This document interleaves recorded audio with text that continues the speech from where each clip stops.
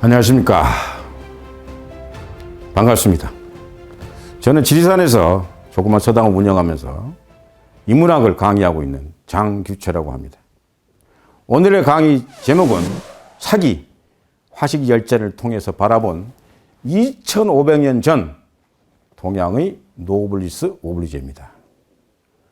여러분, 노블리스 오블리제에 대한 것을 들어본 적은 있으시죠?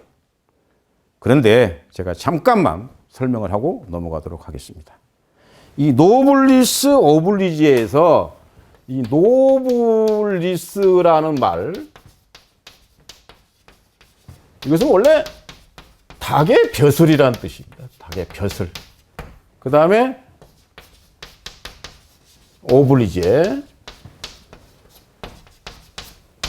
이것은 계란의 노른자를 말해요. 이런 말씀도 처음 들어봤죠? 그러니까 닭과 계란의 노른자. 그러면 어떻게 되겠어요? 닭은 항상 알을 낳게 돼 있고 그 알 안에는 항상 노른자만 있죠. 그럼 노른자라는 것은 바로 뭐예요? 그 귀족의, 더욱 귀족단만 말하는 거니까 결국은 닭은 뭐 해야 돼요? 계란을 낳아줘야 된다는 거예요. 닭의 의무는. 그래야지 주인이 모이를 주고 가축으로서 대우해 주는 것 아닙니까? 다시 말하면 이 가진 자, 귀족이라고 하는 것은 뭘 할 줄 알아야 돼요? 의무가 하나 있다는 거예요. 그 의무가 바로 뭘까요? 베푼다는 겁니다. 베품입니다. 베품. 그래서 이 베품을 우리는 예라고 표현할 수가 있어요. 자, 그렇다면 노블리스 오블리제, 여러분들 보시면 알겠죠? 상응하는, 사회적 지위에 상응하는 도덕적 의무. 다시 말하면 기득권층의 설선수범의 자세. 그래서 고귀한 사람은 고귀하게 행동해야 된다는 거예요. 그 유래를 살펴보면 로마 군대가 제2차 포에니 전쟁 때 한니발을 필두로 해서 카르타고군이 쳐들어옵니다. 자, 우리나라 6.25 때 어찌 됐어요? 대통령이 맨 먼저 도망쳤죠? 그러지 않았습니다, 로마는. 로마 집정관 13명이 전쟁에 참여해서 장렬하게 전사합니다. 그리고 로마는 옛날부터 귀족층들이 직접 전쟁에 참여를 했습니다. 또 그뿐입니까? 영국과 프랑스가 100년 전쟁이 벌어질 때 영국은 프랑스의 칼레 지방을 점령하는데 그때 그 영국의 왕 에드워드 3세가 칼레 지방의 모든 시민들을 처형할 수 없으니 너희들 대표자 6명만 나와라. 그럴 때 칼레 시민들은 어쨌겠어요? 서로 두려워서 몸을 피해야 되겠지만 시장을 비롯한 귀족 계급들은 솔선수범을 해서 에드워드 3세한테 처형을 자원합니다.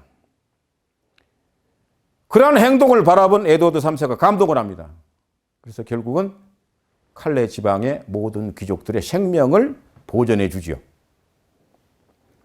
미국의 경우를 보십시다. 미국은 여러분들 잘 아시겠지만 철강왕 카네기라고 있습니다. 이 카네기는 에디슨과 같은 동시대에 살았어요. 대단히 돈을 많이 벌었죠. 근데 이 카네기는 그 돈을 전부 자기 자신이 착복하지 않았습니다. 사회에 한원시켰고 지금도 곳곳에 미국의 도서관이 설치되어 있는 것은 다 카네기 철광왕의 덕분입니다. 그리고 존스 홉킨스라는 유명한 의사가 있는데 그 의사가 바로 그러한 노블리스 오블리제를 행했던 사람입니다. 지금도 존스 홉킨스 대학은 세계에서 가장 유명한 의과대학으로 존재하고 있습니다. 영국의 경우를 볼까요? 영국은 왕실의 모든 왕자 그리고 귀족 계급들은 반드시 군 복무를 실행하게 되어 있습니다. 어떠한 귀족이나 어떠한 왕자도 군 복무를 피해갈 길은 없어요. 지금도 그것은 시행되고 있습니다. 우리 한국에 봅시다. 한국에도 훌륭한 노블리스 오블리제를 행한 사람들이 많습니다. 제일 첫 번째는 저는 모든 자금을 독립운동에 투자했던 우당 이혜영 선생을 말씀드리지 않을 수 없습니다.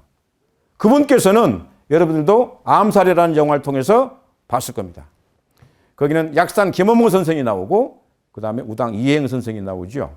그 우당 이혜영 선생님께서는 지금의 시가로 말하면 거의 600억, 1000억에 육박한 돈을 간도 땅에 신흥 무관학교를 설립해서 독립군을 양성합니다. 그리고 어찌 됐을까요? 대련항에서 체포돼서 비참하게 생을 마칩니다. 그리고 그 후손들 역시 지금도 아주 어렵고 가난하게 살아갑니다. 그리고 조선 정조 때 제주에 대흉년이 벌어졌을 때 여인의 몸으로서 평생 일궜던 돈을 다 투자해서 굶주려 가는 제주도 백성들을 구제했던 김만덕이라는 여상, 그 거상을 말씀드릴 수는 없고요. 그리고 유일한 선생을 말씀드리지 않을 수 없습니다. 그 유일한 선생이 바로 유한양행의 창업자입니다. 그분은 모든 유한양행의 주식을 사회에 환원시켰습니다. 또 하나는 경주에 가면 지금도 존재합니다. 그분의 채부자집. 바로 그 경주 채부자가 심리 안에는 굶은 사람이 없도록 해라. 그래서 기근이 들 때 그 백성들을 구제했던 장본인입니다. 바로 가진 자로서 베풀 줄 알고 나눌 줄 아는 그런 삶을 몸소 실천했던 그런 분들이라 할 수 있겠습니다. 자, 그러면 화식열전에 대한 이야기를 말씀을 드리겠습니다. 이 화식이라는 말 자체는 간단하게 제가 설명을 하고 넘어가겠습니다. 재물을 늘린다는 뜻입니다. 즉 재산을 증식한다는 뜻이에요. 이것이 재물화자고 이게 증식할 식자입니다. 재물을 늘린다. 재산을 증식한다. 그러니까 사마천이가 화식열전을 썼던 것에 대해서는 돈에 대한 이야기예요. 경제에 대한 이야기예요. 그런데 이거에 대한 온갖 비판을 해요. 후대 학자들은. 바로 그 대표적인 반고, 왕약허, 진관, 환관 이런 분들이 있는데 특히 환관은 굉장히 우호적인 평가를 내립니다마는 반고나 왕약허나 진관 같은 경우는 천하에 몹쓸 인간으로 바로 사마천을 지목합니다. 반고 같은 경우에는 세상의 이익을 숭상하고 사회의 기풍을 타락시켰다고 극렬하게 사마천을 비판합니다. 또 왕약허라는 사람은 인의를 무시하고 빈천을 부끄럽게 여긴 사마천의 제약은 죽여도 시원찮다. 이런 말까지 했어요. 또 송나라 때 진관이라는 사람은 부와 이익을 강조한 것은 사마천의 사형을 면할 수 있는 돈이 없어서 구형을 자청할 수밖에 없었던 것에 대한 자기 처지, 신세 처지에 대한 불만의 표시다. 이렇게까지 악담을 했어요. 그러나 송나라 때의 한나라 때의 그 염철론을 써서 한 무제 때 그 경제 부흥을 시켰던 그 경제학자 환관이라는 사람은 유일하게 사마천은 바로 사마자, 사마 선생님이라고 호칭할 수 있을 정도로 대단한 인물이었다라고 찬사를 보냅니다. 우리가 관자라는 그 관중과 포수가라는 이야기 여러분들 알고 계시죠? 관포지교. 그 제나라 환공 때 유명한 제상입니다. 그 관자의 기록은 이렇게 나와 있어요. 창고가 차야만 예절을 알고 입고 먹는 것이 넉넉해야만 영예와 치욕을 한다. 인간 세상에 돈은 없어서는 안 된다는 겁니다. 여러분 알게 되겠죠? 자, 그렇다면 사마천은 왜 사기에서 또 사기 중에서 왜 열전을 썼을까요? 사마천은 사기 안에 본기가 있고 세가가 있고 그리고 열전편이 있고 표와 서가 있습니다. 그런데 오늘은 우리가 뭘 다루기로 했습니까? 열전편을 다루게 했어요. 그 열전 안에 어떤 겁니까? 화식 열전입니다. 돈 버는 사람들의 이야기예요. 그런데 사마천이 화식 열전, 다시 말하면 사기를 쓰게 된 원인은 이륵이라는 장군을 변호하기 위해서 한 무제로부터 억울한 죽음을 당하게 됩니다. 참수형이죠. 목이 잘리는 그런 형벌을 받게 되는데 그 당시에 한 무제는 흉노와의 전쟁 때문에 굉장히 국가 경제가 고갈이 돼가는 상태였어요. 그래서 죄인들을 향해서 너희들이 살아날 수 있으려면 두 가지를 택해라. 하나는 궁형, 다시 말하면 남자의 생식기를 도려내는 그 형벌을 당하든가 아니면은 속전 50만 양을 국가에 납부한다면 너희들은 죄를 사해 주겠다. 그런데 사마천은 가난한 학자가 돈이 어디 있겠습니까? 그러니 속전 50만 양을 낼 돈은 없고 궁의 지책으로 궁형을 그 치욕스러운 궁형을 당하게 됩니다. 그런데 친구가 묻죠. 너 차라리 목이 배임을 당하면서 죽는 것이 낫지. 사내로서 그 치욕을 당하면서 이렇게 살아있을 이유가 무엇이냐? 그때 사마천은 이렇게 대답합니다. 야 이놈아, 9마리 소 중에서 그 나온 소의 털을 다 뽑아가지고 하나를 훅 불어봐라. 그것이 표시가 나느냐? 우리가 거기서 나온 말이 구우일모입니다. 구우일모.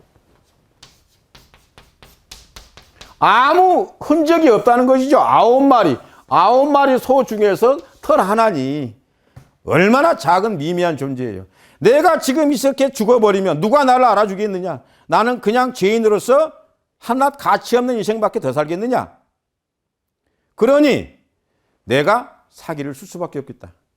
살아남아야 된다. 그래서 그 치욕을 감내하고 사마천은 마침내 사기를 완성합니다. 여러분, 사마천은 대단한 학자입니다. 요즘으로 말하면 완벽하게 개방된 학자입니다. 꼰대 학자가 아니었습니다. 자, 그렇다면 우리는 사마천의 경제 사상을 한번 들여다볼 필요가 있겠죠. 바로 사마천의 경제사상 맨 첫 번째는 의와 이익은, 옳음과 이익은 서로 다투지 않는다는 겁니다. 우리는 착각하고 있어요.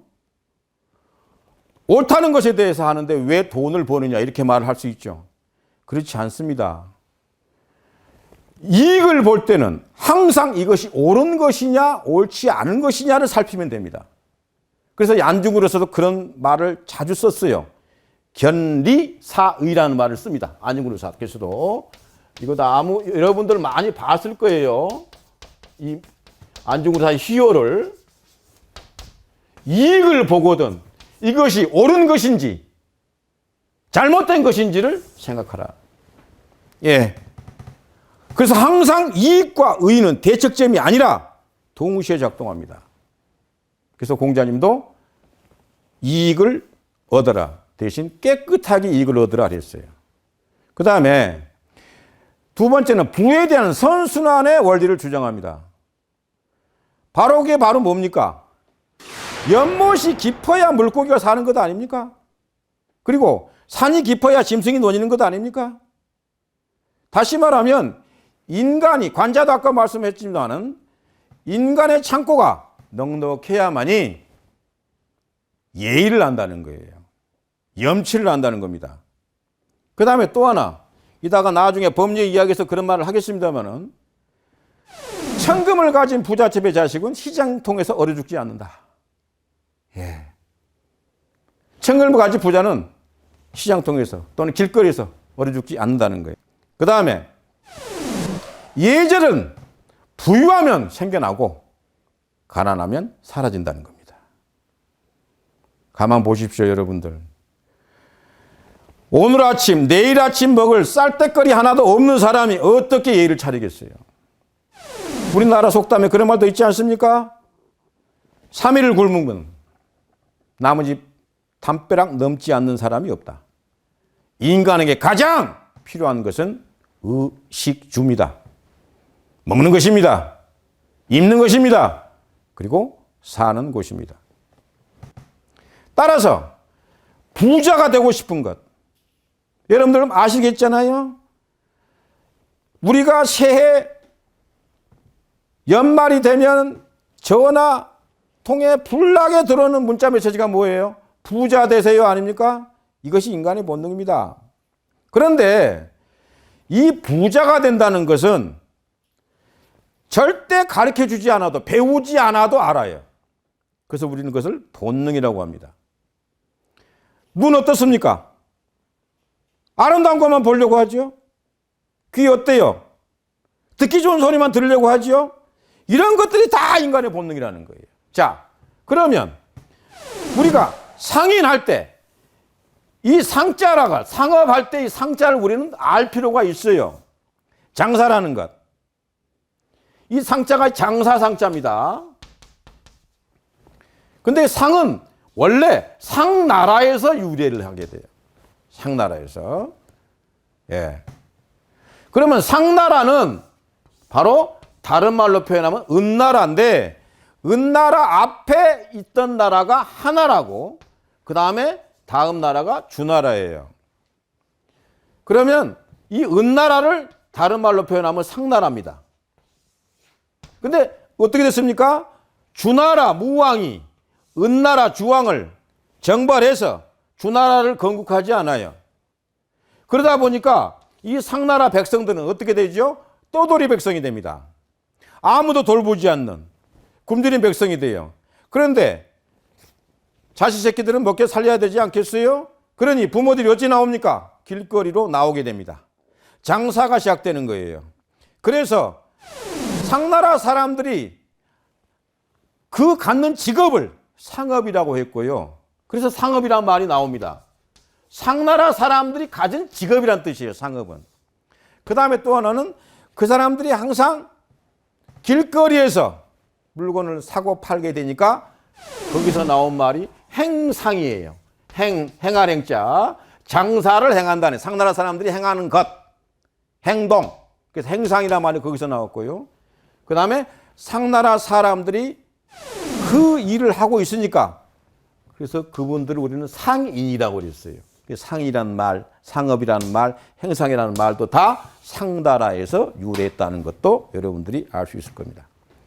자, 살아서 신이 된 사람은 두 사람밖에 없어요. 살아서 신이 된 사람은 두 사람밖에 없는데 그게 바로 누구냐? 관우하고 바로 법료입니다.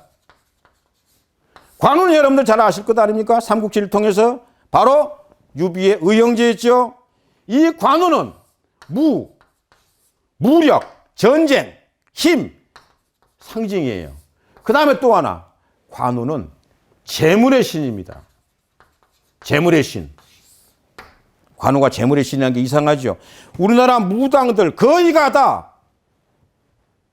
관우 신장이라고 해서 관우 초상화를 뒤에 붙여놓은 무당들이 참 많아요. 그만큼 신으로서 수강받고 있는. 그 다음에 법료가 있습니다. 법료는 바로 재물의 신이라고 합니다. 현재 여러분들은 확인할 것이 있어요. 서울 종로 5가를 지나서 동대문 밖에 동묘라고 있어요. 동묘. 그 동묘는 원래 이름은 동왕묘입니다만은 그 동묘가 바로 관우를 모셔놓은 사당입니다. 근데 왜 관우를 모셨을까요? 예, 이민해란 때 진린이라는 제독이 우리나라에 구원병으로 오지요. 그 진린이 안동 도산 전투에서 그 유명한 가등청정 일본 장수한테 크게 패하게 됩니다. 가토 기요마사라고 여러분들은 아실 겁니다. 그 소수행장 고니시유키나하고 가토 기요마사가 제1선봉 제2선봉을 맡아서 풍신수길의 지시를 받고 우리나라를 침략하지 않습니까?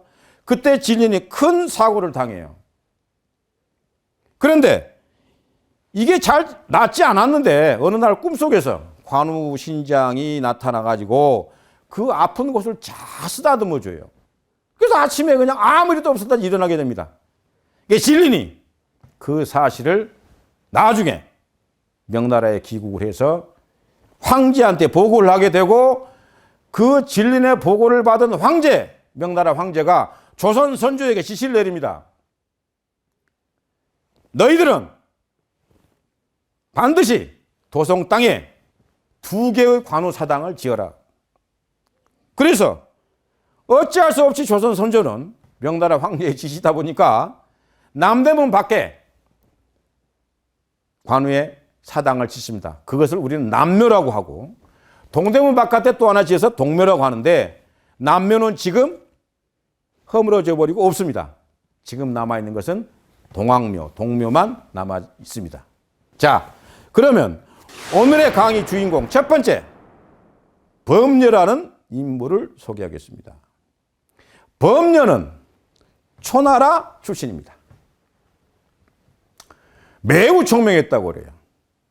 또 다른 자는 도주공이라는 표현도 씁니다만은 굉장히 가난한 집안에서 출생했지만 어릴 때부터 그렇게 명석했다고 합니다. 그런데 이 바로 범녀가 오나라 월나라 그 앙숙지간에 월나라의 구천에게 귀의를 하게 됩니다. 그래서 월나라 왕 구천의 참모가 되죠. 그래서 오나라를 채부수게 되는 1등 공신이 됩니다. 그런데 그때에 그 월나라에는 재물의 신이라고 했던 계연이라고 하는 분이 계세요. 계연. 한자도 참 재밌습니다. 이 계연. 이 계자가 계산할 계자예요. 그럴 연자죠. 그러니까 계산은 잘했다는 이야기 아닙니까? 즉 경제학자였어요. 월나라의 경제학자가 바로 계연인데 이 계연으로부터 이 범녀는 여러 가지 정치학, 경제학을 배우게 됩니다. 제자가 됩니다. 그래서 이 월나라에 크나큰 도움이 되죠. 우리가 토사구팽이라는 말을 하죠. 토사구팽. 토끼 사냥이 끝났더니 뭐가 됩니까? 사냥개를 삶아 먹는다. 유명한 말 누가 했죠? 바로 한고조 유방에게 처형을 당했던 한신에 대해서 우리는 잘 알고 있을 겁니다. 그러나 이 말의 오리지널은 바로 한신이 아니라 범녀입니다. 범녀라는 사람이 이 말을 했어요. 예. 그래서 한신은 300년 후에 이 범녀의 말을 자기가 써먹은 것 뿐이에요. 그리고 한나라의 개국공신이었던 장량, 유명한 그 한고조 유방의 참모였죠. 그 장량의 정치적인 스승이 바로 누굽니까? 범녀입니다.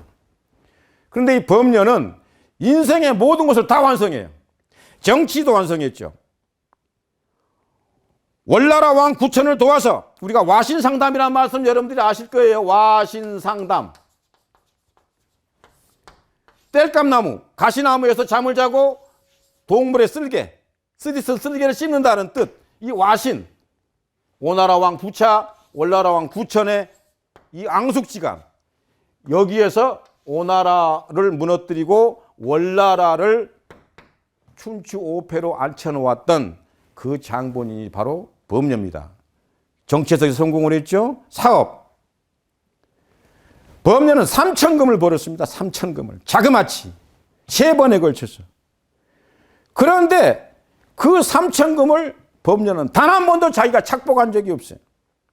사회에 환원시켰습니다. 가난한 자를, 헐벗고 굶주린 자를 위해서 베풀었습니다. 그 다음에 경륜을 말씀드릴 수 않을 수 없습니다. 월나라 왕 구천이 범녀의 도움에 의해서 오나라가 정복당했을 때 월나라 왕 구천은 범녀에게 제의를 합니다. 그대여, 우리 월나라 땅 반을 그대에게 줄 테니 나와 함께 평생 살자. 그런데 어떻게 됩니까? 범녀는 그 제의를 단칼에 거부합니다. 바로 뭡니까? 토끼 사냥이 끝났으면 사냥개는 삶아 죽인다는 원리를 알고 있기 때문에 이제는 도망쳐야 되겠다. 이제는 월나라 왕 구천이 나를 살려놓지 않을 것이다. 그래서 그 제의를 뿌리치고 도망을 합니다. 그것을 우리가 공수신태라고 합니다. 공은 이루었으되 이제 물러날 줄을 안다. 여러분, 범녀 같은 멋쟁이가 어디가 있습니까? 월나라 왕 구천이가 우리나라의 땅 반을 주겠다고 하는 제의도 뿌리치고 야밤에 범녀는 월나라 땅을 떠나서 산동반도, 여러분들 알죠? 산동반도 우리 지도가 이렇게 돼 있으면 이렇게 툭 튀어나온 부분이 있죠?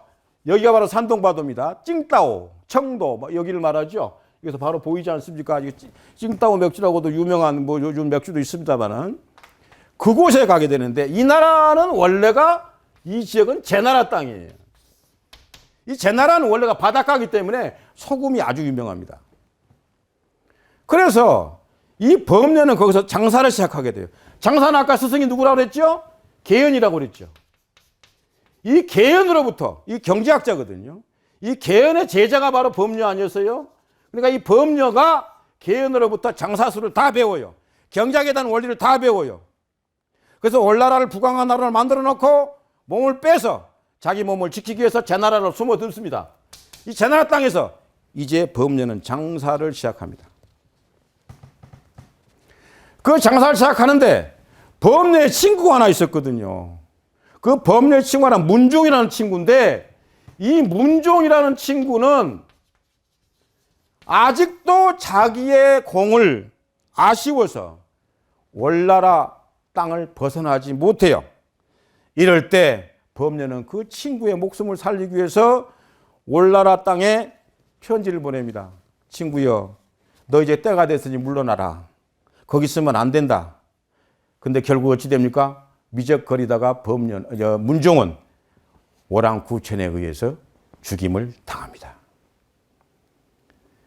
그러면서 토사구팽이라는 말을 하죠. 그때 범녀는 그런 말을 씁니다. 야 임마, 이제 사냥 끝났어. 너 죽게 돼 있어. 사냥개 반드시 삶아 먹을 거야. 그래 너 도망가 했지만 도망가지 못하고 머뭇거리다가 오랑구천에게 목숨을 당하게 되죠.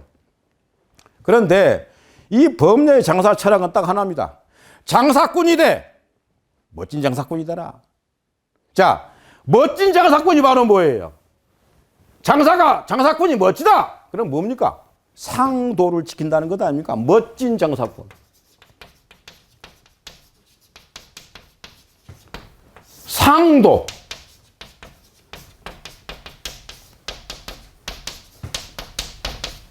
상도가 바로 뭐예요?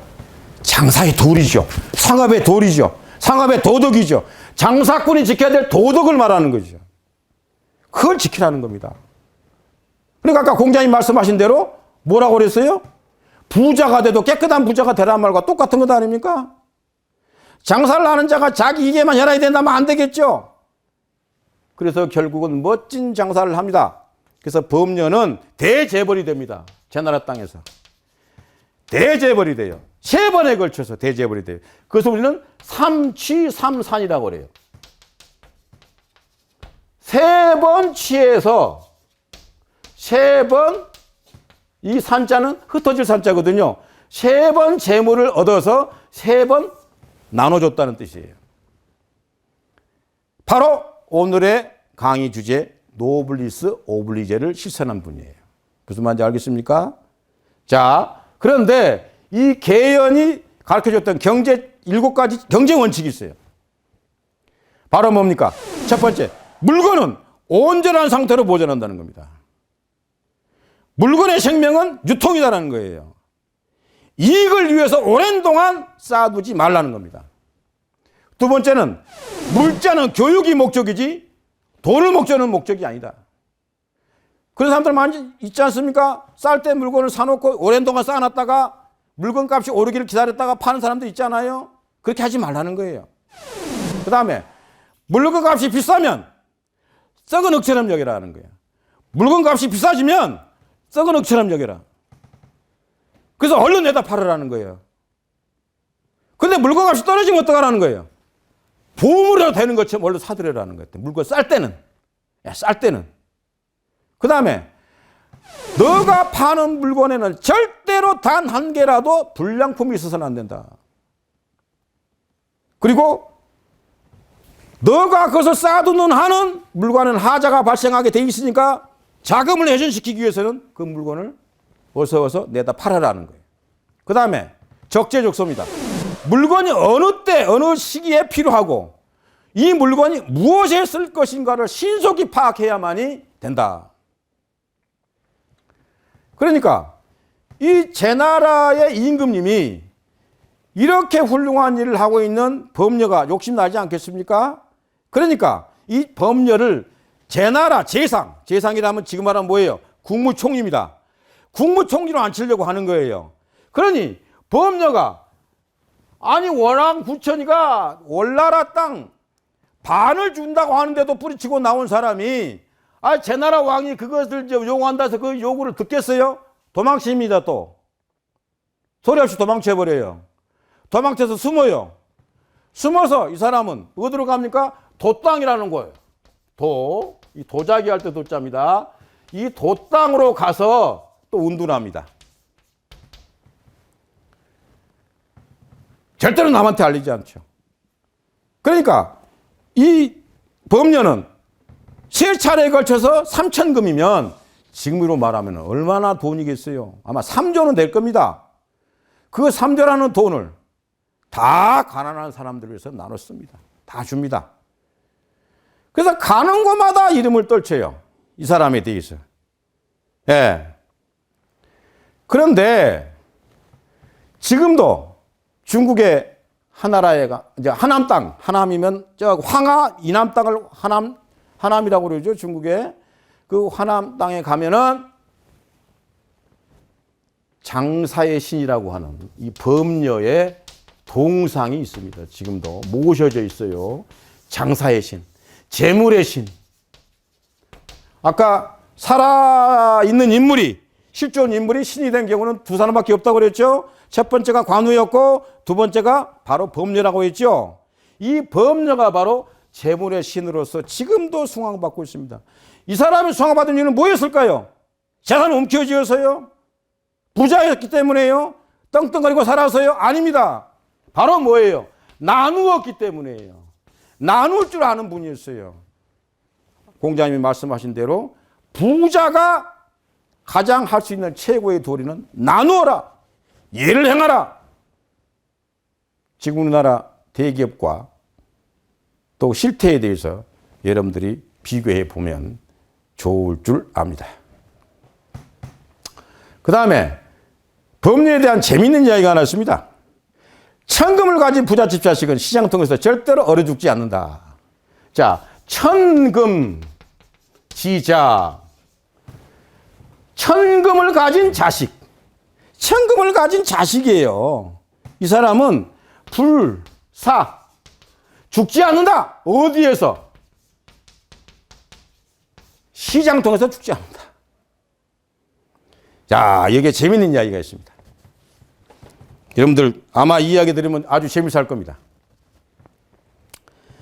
이 범녀가 도땅에 살면서 아까 도땅 이야기했죠.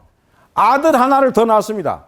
그래서 범녀가 이 삼형제를 갖게 되는데 이제 첫 번째 아들 하나 있고 두 번째 아들, 세 번째 아들이죠. 이거 막내고 이게 장남 있고 그다음에 두 번째가 이제 차남인데 아이 차남이 세상에 초나라 땅에 가가지고 살인을 범하게 돼요. 이 살인을 범하게 돼서 어떻게 됩니까? 감옥에 갇혀야 됐으니까 살인죄를 졌으니 어떻게 돼서 이 사람도 사형에 처해질 것 아닙니까? 이때 이 범녀가 막내를 부릅니다.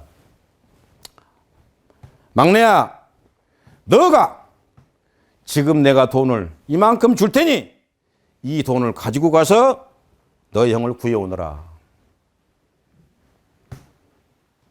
그 말을 듣고 있던 장남, 큰아들이 불쑥 나타나서 하는 말이 아버지, 저 막내는 아직 경험도 없고 어립니다. 제가 이 집에 장남으로서 당연히 제가 먼저 가야 되겠죠. 제가 가서 동생을 구해오겠습니다. 그런데 아버지가 생각했을 때는 이게 영 못마땅치 않아. 이거 큰일 나게 생겼어요.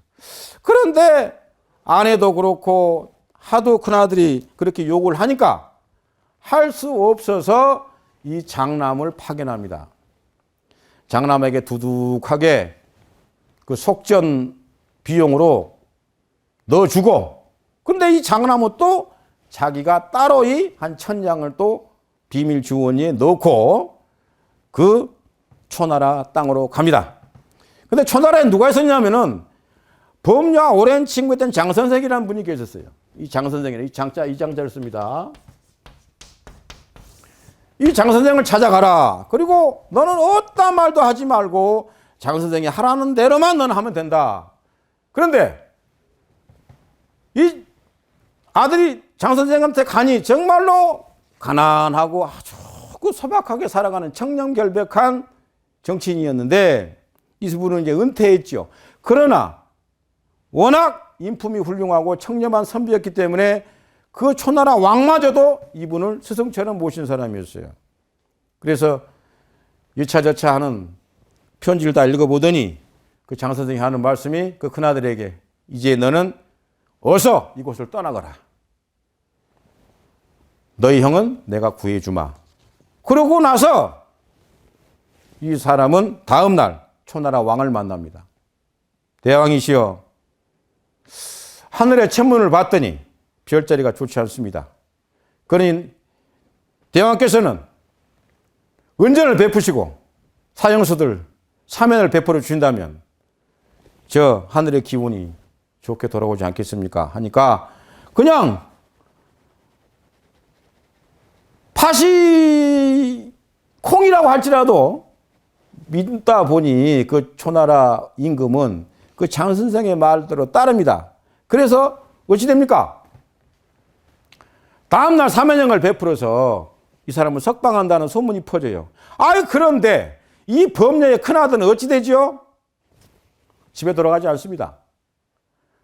바로 다른 사람을 찾아가서 유력 권력자를 찾아가서 정보를 알게 돼요. 사면형이 내려서 네 동생은 나오게 돼 있다. 그러니 그 거금이 아까운 거예요. 그래서 다시 그 장선생을 찾아가서 다음날 그 돈 좀 돌려주십시오. 왜 그러냐? 사면형이 내렸다면서요. 그 돈 안 해도 우리 아들 동생 나오게 돼 있는데요. 그러느냐?